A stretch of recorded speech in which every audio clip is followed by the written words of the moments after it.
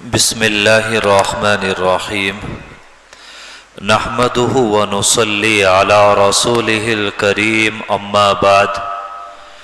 فاعوذ باللہ من الشیطان الرجیم بسم اللہ الرحمن الرحیم یا ایہا الرسول بلغ ما انزل الیک من ربک وقال النبي صلى الله تعالى عليه وسلم اسمع يسمع لك او كما قال عليه الصلاة والسلام۔ میرے محترم بزرگوں اور عزیز ساتھیوں، قرآن کی آیت کا ایک ٹکڑا تلاوت کرنے کے بعد حضور پاک علیہ الصلاۃ والسلام کی حدیث کا ایک ٹکڑا آپ کے سامنے پیش کیا ہے، جس میں آپ علیہ الصلاۃ والسلام نے ایک جملہ ارشاد فرمایا، اور کہہ لیجئے کہ اس ایک جملے میں پورے دین کو، پوری شریعت کو، اللہ کے قرب کو، اللہ کی معرفت کو بیان فرما دیا۔ آپ علیہ الصلاۃ والسلام نے کہا اسمع یسمع لک،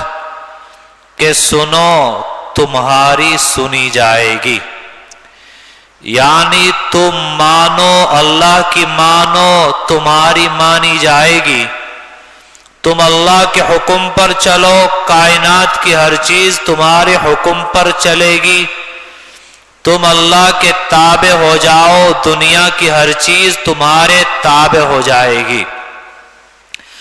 اگر کوئی انسان ساری زندگی اللہ کے سامنے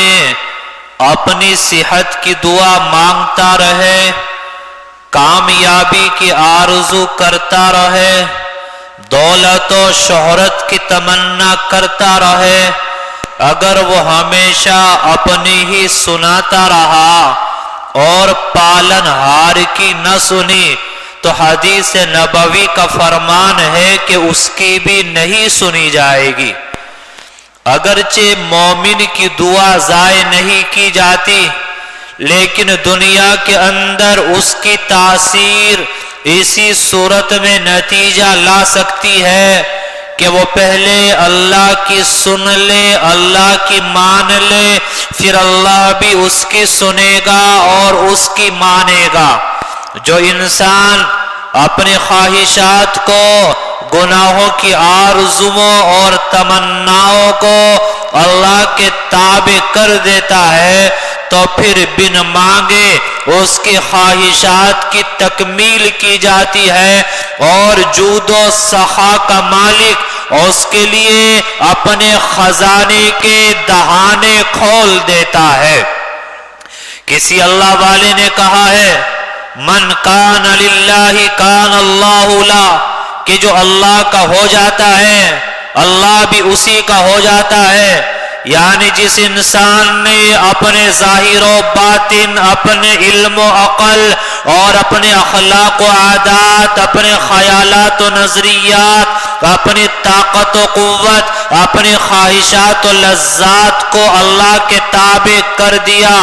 تو پھر یہ گرجتے بادل، یہ طوفان برپا کرتی سمندر کی موجیں، اور یہ دنیا کے تمام حال اور احوال، یہ گردشیں، یہ تمام تر چیزیں اس کے حکم کی غلام بن جائیں گی۔ لیکن انسان کے لیے ضروری ہے کہ وہ پہلے یہ سوچے اللہ کیا کہتا ہے، اللہ کیا چاہتا ہے، اللہ کی رضا کس چیز میں ہے۔ جب انسان یہ دیکھے گا، یہ سوچے گا، اللہ کے حکم پر عمل کرے گا،